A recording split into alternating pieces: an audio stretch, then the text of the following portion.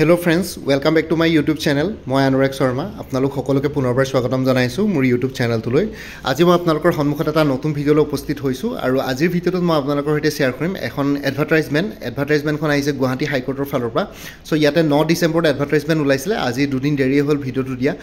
এবাৰ আকৌ জুডিচিয়েল এছিষ্টেণ্টৰ পোষ্ট ওলাইছে in the principal seat of the Guwahati high court at Guwahati. ঠিক আছে, ইয়াতে আপোনালোকৰ জুডিচিয়েল এছিষ্টেণ্টৰ যোনখিনি পোষ্ট ওলাইছে তাৰে অকল গুৱাহাটী হাইকোৰ্টৰ মানে মেইন যোনটো প্ৰিন্সিপাল সিট হয় গুৱাহাটী হাইকোৰ্টতে আপোনালোকৰ পোষ্টিং হ'ব। সো ইয়াতে ব্ৰেকআপ অফ ভেকেন্সিজবিলাক হৈ গ'ল। টোটেল 8টা পোষ্ট আছে, আনৰিজাৰ্ভৰ কাৰণে 7টা আৰু ST প্লেইনছৰ কাৰণে 1টা। ঠিক আছে, আৰু লগতে আপোনালোকে ভাবিব যে OBC ST হিলছ SC এইবিলাকৰ কাৰণে ৰিজাৰ্ভ নাই, সো আপোনালোকে এপ্লাই কৰিব নোৱাৰিব বুলি। কিন্তু কথাটো হ'ল যে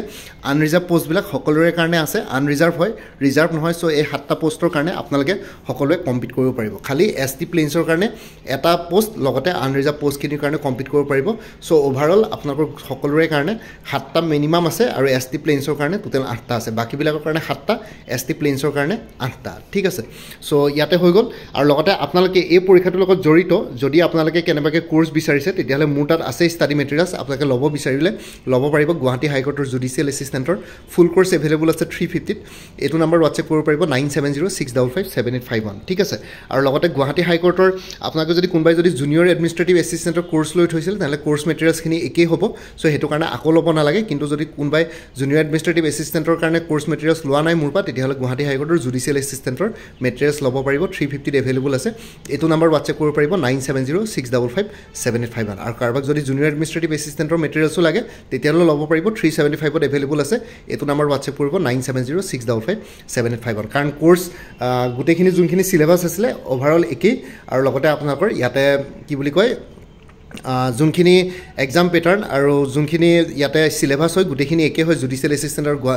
জুনিয়ৰ এডমিনিষ্ট্ৰেটিভ এছিষ্টেণ্টৰ। সো সেইকাৰণে যিকোনো এটা কোৰ্চ ল'লে হ'ল। খালি ইয়াতে অলপ ডিফাৰেঞ্চ আছে, জুনিয়ৰ এডমিনিষ্ট্ৰেটিভ এছিষ্টেণ্টত 3খন previous year question papers included আছে আৰু জুডিচিয়েল এছিষ্টেণ্টৰ কাৰণে 1খন previous year question papers included আছে। সেইটো কাৰণে অকণমান 25 ৰুপিছৰ ডিফাৰেঞ্চ ইয়াতে আহিছে। ঠিক আছে, সো এতিয়া আমি মেইন টপিকটোলৈ যাওঁ। সো ইয়াতে টোটেল 8টা পোষ্ট আছে জুডিচিয়েল এছিষ্টেণ্টৰ। আৰু ইয়াতে যদি ইম্পৰ্টেণ্ট ডেটকেইটা দেখিছে তেতিয়া অনলাইন এপ্লিকেশ্যনৰ ষ্টাৰ্টিং ডেট হ'ল 9/1/2026। ঠিক আছে, submission of online application start from January 9, 2026। ঠিক আছে, জানুৱাৰী 9 তাৰিখৰ পৰা ষ্টাৰ্ট হ'ব। আৰু last date of online application submission হৈ গ'ল 26 January 2026 till office working hours. Office working hours মানে ইভিনিং 5টা বজালৈকে। ঠিক আছে, সো 26 জানুৱাৰীলৈকে আপোনালোকৰ অনলাইন এপ্লিকেশ্যনৰ টাইম আছে। আৰু ফি পে'মেণ্টৰ লাষ্ট ডেটটো হৈ গ'ল 29 জানুৱাৰী 2026 টিল bank transaction hours. Bank transaction hours generally 3:30 4টালৈকে থাকে। সো তাৰ ভিতৰত আপোনালোকে ফি পে'মেণ্ট কৰিব লাগিব। 29 জানুৱাৰী 29 জানুৱাৰীলৈকে আপোনালোকৰ হাতত সময় আছে। আৰু পে' স্কেলটো হৈ গ'ল payment 2 scale 14,000 to 70,000, grade pay' 8,700 as per under rules. এলাৱেঞ্চেছবিলাক ৰুলছৰ আণ্ডাৰত দিব। ছ' ইয়াতে আপোনালোকে এইটো গ্ৰেড 3 পোষ্ট হয় আৰু গ্ৰেড পে'টো অলপ ভাল হয়। আৰু ইয়াৰ ওপৰত মই অলৰেডি ভিডিঅ' বনাই থোৱা আছিলে। গুৱাহাটী হাইকোৰ্ট জুডিচিয়েল এছিষ্টেণ্ট বুলি এটা প্লে'লিষ্ট ক্ৰিয়েট কৰি থোৱা আছে। সেই প্লে'লিষ্টত গ'লে ইয়াতে জব ডেছক্ৰিপশ্যন, ৱৰ্ক প্ৰফাইল, ঠিক আছে, আৰু লগতে চেলেৰীৰ ওপৰত আপোনালোকে ভিডিঅ'ছ পাই যাব। তাৰপিছত এজ লিমিটটো হৈ গ'ল candidate has on the last date of submission of online application should not be more than 40 years of age. ঠিক আছে, লাষ্ট ডেট অফ অনলাইন এপ্লিকেশ্যনৰ ছাবমিশ্যনটো কিমান দিছিলে 26 জানুৱাৰী 2026। 26 জানুৱাৰী 2026ৰ দিনাখনত কেণ্ডিডেটজনৰ বয়স 40 বছৰতকৈ ওপৰত হ'ব নালাগিব। এইটো অকল আনৰিজাৰ্ভ কেটেগৰীৰ কাৰণে। OBC MOBC কাৰণে এজ ৰিলেক্সেশ্যন আছে, আপাৰ এজ ৰিলেক্সেশ্যন 43 yearsলৈকে ধৰিছে last date of submission of online এপ্লিকেশ্যনৰ। SC ST কাৰণে 45 years আৰু PWBD কাৰণে 50 years ইয়াতে ধৰিছে। ঠিক আছে, ছ' এইখিনি হৈ গ'ল। এইখিনিলৈকে আপোনালোকে গম পালে। তাৰপিছত আহি গ'ল candidates belonging to persons with benchmark disability. ঠিক আছে, পাৰ্চনছ উইথ বেঞ্চমাৰ্ক ডিচেবিলিটিৰ এইখিনি কিবা ডিটেইলছ দিয়া আছে কি হেৰিত চিলেকশ্যন হ'ব। ছ' এইখিনি ইমান ইম্পৰ্টেণ্ট নহয়। মিনিমাম এডুকেশ্যনৰ কোৱালিফিকেশ্যনটো হৈ গ'ল কেণ্ডিডেটজন গ্ৰেজুৱেট হ'ব লাগিব এখন ৰিকগনাইজ ইউনিভাৰ্চিটিৰ পৰা আৰু must have working knowledge of computer. ঠিক আছে, ইয়াতে কম্পিউটাৰ চাৰ্টিফিকেট বিচৰা নাই কিন্তু কম্পিউটাৰৰ নলেজ বিচাৰিছে। ছ' আপোনালোকৰ যেতিয়া কি বুলি কয় অনলাইন এপ্লিকেশ্যনত আপোনালোকে দেখুৱাব লাগিব যে কম্পিউটাৰৰ মিনিমাম কিবা চাৰ্টিফিকেট আছে। মিনিমাম 3 monthsৰ দৰকাৰ পৰে ইয়াতে চাৰ্টিফিকেট। 3 months, 6 months, 1 year যিমান আছে আপোনালোকে দিব পাৰিব। আৰু লগতে কাৰণ ইয়াতে কোনো মেনশ্যন কৰা নাই কিমান টাইম পিৰিয়ডৰ চাৰ্টিফিকেট লাগে, কিমান ডিউৰেশ্যন ডিউৰেশ্যনৰ লাগে সো হেতু কাৰণে আপোনালোকে ইয়াতে আপোনালোকে দেখুৱাব লাগিব অনলাইন এপ্লিকেশ্যনৰ ৱৰ্কিং নলেজ আছে না নাই কম্পিউটাৰ আৰু লগতে আপোনালোকৰ যেতিয়া পাছত চাকৰি পোৱাৰ পিছত ডকুমেণ্ট ভেৰিফিকেশ্যন হ'ব তেতিয়া আপোনালোকে কম্পিউটাৰ ডিপ্ল'মা চাৰ্টিফিকেট আপোনালোকে তেওঁলোকক শ্ব' কৰিব লাগিব আৰু সিলেকশ্যন প্ৰচিডিউৰটো হৈ গ'ল ৰিটেন এক্সামিনেশ্যন এটা হ'ব 120 মাৰ্কছৰ যেনেকৈ জুনিয়ৰ এডমিনিষ্ট্ৰেটিভ এছিষ্টেণ্টৰ হয় অবজেক্টিভ টাইপ মাল্টিপল চইচ মানে MCQs থাকিব ঠিক আছে ইয়াতে 2 আৱাৰ্ছৰ ৰিটেন এক্সামিনেশ্যন হ'ব OMR চিট আৰু কেণ্ডিডেটজনৰ English language general knowledge general aptitude reasoning আৰু আছামিজ লেংগুৱেজ ইয়াতে চাব ঠিক আছে সো আছামিজ লেংগুৱেজটো 20 মাৰ্কছৰ থাকিব মানে 100 মাৰ্কছৰ total English general knowledge general aptitude reasoning সেইখিনি আহিব আৰু 20 মাৰ্কছৰ আছামিজ থাকিব আৰু আছামিজ লেংগুৱেজটো এটা কোৱালিফাইং ছেকশ্যন হয় ইয়াতে 20 মাৰ্কছৰ ভিতৰত আপোনালোকে মিনিমাম 40% মাৰ্কছ স্ক'ৰ কৰিব লাগিব মানে 20 ভিতৰত 8 মাৰ্কছ স্ক'ৰ কৰিব লাগিব কোনোবাই যদি 20 ভিতৰত 8 মাৰ্কছ স্ক'ৰ নকৰে তেতিয়াহ'লে অভাৰঅল আপোনালোকৰ যোনখন কুৱেশ্যন পেপাৰ থাকিব ইংলিছ জেনেৰেল GK এপ্টিটিউড ৰিজনিঙৰ সেইখন আপোনালোকৰ স্ক্ৰুটনি কৰা নহয় ঠিক আছে আৰু এই 20 মাৰ্কছ অসমীয়াৰ ছেকশ্যনৰ 20 মাৰ্কছটো কি বুলি কয় কাট অফ যেতিয়া নিৰ্ধাৰণ কৰা হ'ব কাট অফত এইটো এড নহয় খালি আপোনালোকে কোৱালিফাই কৰিব লাগিব ঠিক আছে ইয়াতে লিখিছে the marks obtain in the Assamese language segment shall not be taken into account while preparing the merit list আৰু ইয়াতে নিগেটিভ মাৰ্কিং থাকিব এভৰি ইনকাৰেক্ট এনচাৰ যদি কোনোবাই যদি এনচাৰ ইনকাৰেক্ট কৰে তেনেহ'লে 1.25 মাৰ্কছকে ইনকাৰেক্ট 1.25 মাৰ্কছকে আপোনালোকৰ ইয়াতে নিগেটিভ মাৰ্ক থাকিব মানে 1/4 of the marks allotted to the question যদি কুৱেশ্যনটোত 1 মাৰ্কছ থাকে তেনেহ'লে 1.25 মাৰ্কছকে ইয়াতে নিগেটিভ মাৰ্কিং থাকিব যদি কুৱেশ্যন পেপাৰত এনেই জেনেৰেলি 1 মাৰ্কে থাকে পাৰ কুৱেশ্যন চ' সেইটো কাৰণে আপোনালোকৰ নিগেটিভ মাৰ্কিং 0.25 মাৰ্কছকে থাকিব ঠিক আছে আৰু বাকী মই যে কোৰ্ছকেইটাৰ কথা ক'লোঁ যে আপোনালোকক জুডিচিয়েল এছিষ্টেণ্ট আৰু জুনিয়ৰ এডমিনিষ্ট্ৰেটিভ এছিষ্টেণ্ট এই কোৰ্ছকেইটা PDF ফৰ্মেটত এভেইলেবল আছে আৰু কিবা ইম্পৰ্টেণ্ট যোনখিনি লিংকছ দৰকাৰ পৰে সেইখিনি মই দি দিম আৰু লগতে আপোনালোকৰ কি বুলি কয় MCQs ফৰ্মেটত আছে মেথছ এপ্টিটিউড ৰিজনিং সেইখিনি step by step explanation formula আছে আছামিজ ছেকশ্যন ইংলিছ ছেকশ্যন গোটেইখিনি ইনক্লুডেড আছে এজ পাৰ অফিচিয়েল চিলেবাছ আপোনালোকে ল'ব পাৰিব ঠিক আছে এইটো নাম্বাৰত হোৱাটছএপ কৰিব পাৰিব বাকি নেক্সট হৈ গ'ল ষ্টেজ 2 ঠিক আছে এতিয়া ৰিটেন এক্সামিনেশ্যন হোৱাৰ পিছত আপোনালোকৰ ইণ্টাৰভিউ ভাইভা বস থাকিব 20 মাৰ্কছৰ ইয়াতে ষ্টেজ 2ত candidates equal to 3 times of the number of vacancies in order of merit in the written examination will be call to appear in the interview viva voce and verification of documents a candidate must secure at least 60% that is 12 out of 20 marks in the interview viva voce in order to be considered qualified ঠিক আছে চ' আপোনালোকৰ written এক্সামিনেশ্যনৰ পিছত এটা পোষ্টৰ এগেইনষ্টে 3জনকৈ candidates মতা হ'ব চ' total 8টা post আছে 8টা পোষ্টৰ এগেইনষ্টে আপোনালোকৰ কেণ্ডিডেটছ টোটেল 8 × 3 24জন মাতা হ'ব কেতিয়াবা কিছুমান কেণ্ডিডেটছৰ যদি মাৰ্কছ যদি সমান থাকে তেতিয়াহ'লে হয়তো 2-এজন বেছি হ'ব পাৰে চ' এটা পোষ্টৰ এগেইনষ্টে 3জনকৈ ইণ্টাৰভিউত মাতা হ'ব ইণ্টাৰভিউ ভাইভা বছৰ কাৰণে আৰু ইণ্টাৰভিউ ভাইভা বছৰ 20 মাৰ্কছ থাকিব কিন্তু আপোনালোকে 20 মাৰ্কছৰ ভিতৰত মিনিমাম 60% মানে 12 মাৰ্কছ পাব লাগিব তেতিয়াহে কনচিডাৰ কৰিব ফাইনেল চিলেকশ্যনৰ কাৰণে যদি কেনেবাকৈ 12 মাৰ্কছতকৈ কম স্ক'ৰ কৰে তেতিয়াহ'লে আপোনালোকৰ ইয়াতে চিলেকশ্যন নহয় ঠিক আছে আৰু ইয়াতে লিখিছে final selection will be made on the basis of the total marks obtain by the candidate in the written examination stage 1 and interview stage 2 আৰু ফাইনেল সিলেকশ্যনটো ইয়াতে ৰিটেন এক্সামিনেশ্যন ষ্টেজ 1 আৰু ইণ্টাৰভিউ ভাইভা বস stage 2 এই দুটা মিলাই পেলাই total marks যিমান হ'ব সেইটোৰ ভিত্তিত ফাইনেল চিলেকশ্যন ইয়াতে কৰা হ'ব ঠিক আছে where more than one candidate obtain same grand total marks the candidate who obtains more marks in the written examination will get preference ঠিক আছে আৰু কেনেবাকৈ যদি গ্ৰেণ্ড টোটেলত দুজন কেণ্ডিডেটছৰ মাৰ্কছ সমান হয় তেতিয়াহ'লে যোনজন কেণ্ডিডেটছৰ ৰিটেন এক্সামিনেশ্যনত মাৰ্কছ বেছি থাকে তেওঁক প্ৰিফাৰেঞ্চ দিব আৰু where the marks obtain by such candidates in the written examination আৰু also' same then the candidates who is senior in age will get preference আৰু কেনেবাকৈ যদি ৰিটেন এক্সামিনেশ্যন আৰু ইণ্টাৰভিউ দুইটাতে দুজন কেণ্ডিডেটছৰ মাৰ্কছ একেই থাকে তেতিয়াহ'লে যোনজন বয়সত ডাঙৰ তেওঁকে প্ৰিফাৰেঞ্চ দিয়া হ'ব এইটো ইউনিভাৰ্চেল এক্সামিনেশ্যন চিলেকশ্যন ৰুলছ হয় চ' ইয়াত আপোনালোকে একো কমপ্লেইন কৰি লাভ নাই প্ৰত্যেকটো এক্সামতে central government state government high court যিমান যি আছে চবতে অট'নমাছ যোনবিলাক বডি আছে সেইবিলাকতো এই চিলেকশ্যন প্ৰচিডিউৰটো কৰে কাৰণ আপোনালোকে দুজনক এটা পোষ্টত এপইণ্ট কৰিব নোৱাৰে চ' সেইটো কাৰণে এই ক্ৰাইটেৰিয়াটো ইয়াতে ফ'ল' কৰা হয় আৰু Guwahati high court reserve the right to fix or alter the cut off marks in written examination and interview viva voce বাকী ৰিটেন এক্সামিনেশ্যনৰ কাট অফ মাৰ্কছ বা অন্য কিবা নিৰ্ধাৰণ কৰাত গুৱাহাটী হাইকোৰ্টৰ নিজৰ ৰিজাৰ্ভ আছে মাৰ্কছ ঠিক আছে ইণ্টাৰভিউ আৰু ৰিটেন এক্সামিনেশ্যনত হেৰি কৰাত ঠিক আছে চ' এইখিনি হৈ গ'ল আৰু বাকী কিবা ইনফৰ্মেশ্যন আছে নেকি আৰু মই চাই লৈছোঁ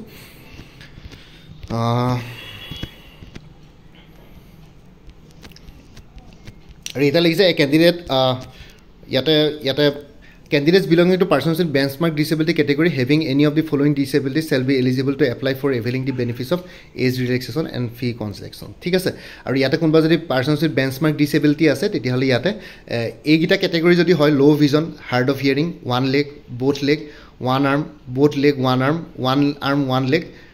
ডুৱাৰ্ফিজিম ঠিক আছে leprosy cured acid attack victim so এইখিনিয়ে ইয়াতে আপোনালোকৰ এজ ৰিলেক্সেশ্যন আৰু ফি কনচেশ্যন ইয়াতে পাব ঠিক আছে আৰু বেলেগ ইয়াতে তেনেকুৱা একো লিখা নাই আৰু যিকোনো ষ্টাৰ্টৰে মানে যিকোনো গ্ৰেজুৱেটে এইটো পৰীক্ষাৰ কাৰণে এপ্লাই কৰিব পাৰিব সো এপ্লাই কৰিবৰ কাৰণে আপোনালোকে গুৱাহাটী হাইকোৰ্টৰ ইয়াতে লিখিছে how to apply before applying online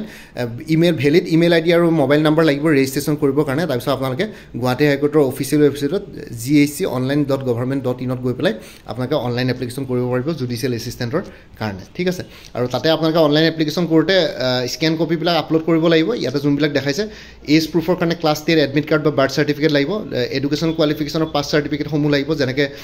মেট্ৰিকৰ পাছ চাৰ্টিফিকেট গ্ৰেজুৱেশ্যনৰ pass certificate high secondary pass certificate reserve category যদি কোনোবা আছে তেনেহ'লে ৰিজাৰ্ভ কেটেগৰী চাৰ্টিফিকেট লাগিব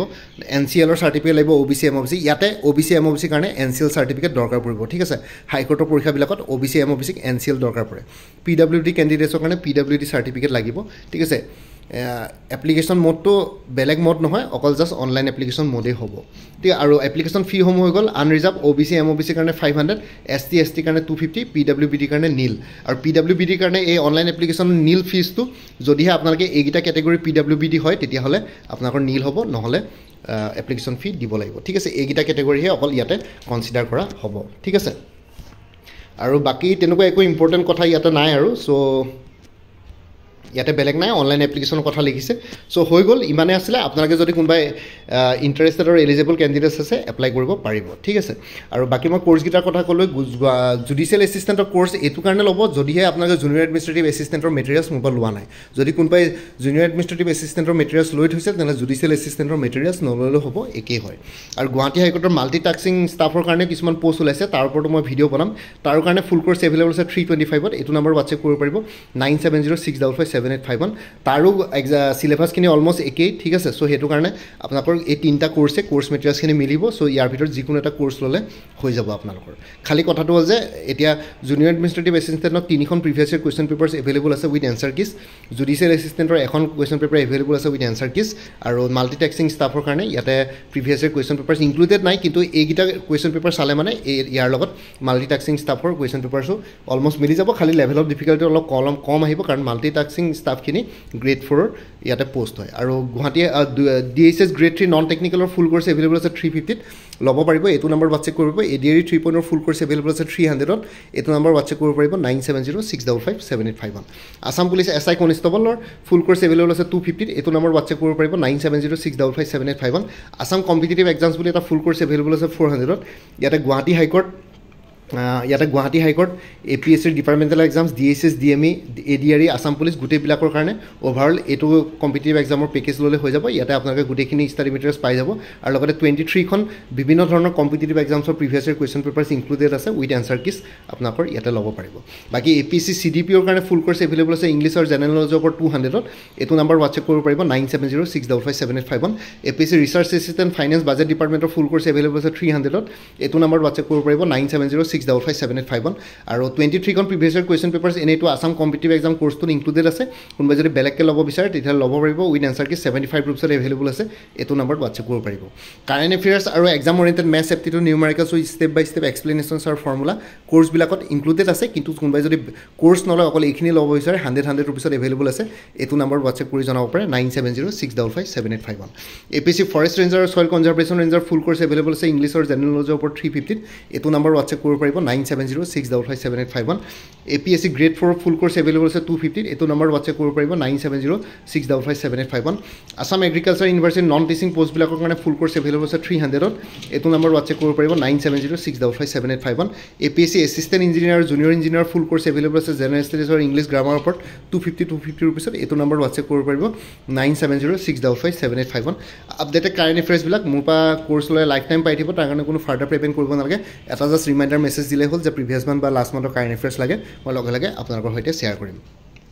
সো কোনোবা যদি ইণ্টাৰেষ্টেড কেণ্ডিডেটছ আছে এইটো নম্বৰ হোৱাটছএপ কৰি জনাব 9706557851 আপোনালোকক কোনটো কোৰ্ছ লাগে কোৰ্ছৰ কণ্টেণ্টছখিনি শ্বেয়াৰ কৰিম লগতে পে'মেণ্টৰ লিংক দি দিম পে'মেণ্ট কৰাৰ লগে লগে গোটেই কোৰ্ছটো নিজৰ হোৱাটছএপত PDF ফৰ্মেটত পাই যাব আৰু আগতে যদি কোনোবাই মোৰ পৰা কিবা কোৰ্ছ লৈ থৈছিলে এবাৰ জনাই দিব তেতিয়া আগৰ মেটেৰিয়েলছখিনি বাদ দি যোনখিনি নতুন মেটেৰিয়েলছ লাগিব তেতিয়াহ'লে সেইখিনি ল'লে হ'ল তেতিয়া প্ৰাইচটো অলপ কমি যাব আৰু ইয়াতে যোনটো হোৱাটছএপ নম্বৰ দি আছে সেইটো অনুগ্ৰহ কৰি কল নকৰিব এইটো জাষ্ট হোৱাটছএপ মেছেজৰ কাৰণে এভেইলেবল কলৰ কাৰণে এভেইলেবল নহয় বাকী ভিডিঅ' ডেছক্ৰিপশ্যন আৰু কমেণ্ট ছেকশ্যন চেক কৰক তাতে কোৰ্ছখিনি কথা আৰু এবাৰ উল্লেখ কৰি দিয়া আছে লগতে মোৰ আৰু এটা চেনেল আছে অসম আইকিউ বুলি সেই চেনেলটোৰ লিংকটো লিংকটো ভিডিঅ'টোৰ ডেছক্ৰিপশ্যনত শ্বেয়াৰ কৰিছোঁ আপোনালোকে সেইটো চেনেলো ছাবস্ক্ৰাইব কৰিব পাৰিব চ' ভৱিষ্যতলৈ এনেকুৱা ধৰণৰ কম্পিটিটিভ এক্সামছবিলাক দিয়াৰ ক্ষেত্ৰত আৰু অলপ এক্সট্ৰা গাইডেঞ্চ পাই যায় বাকী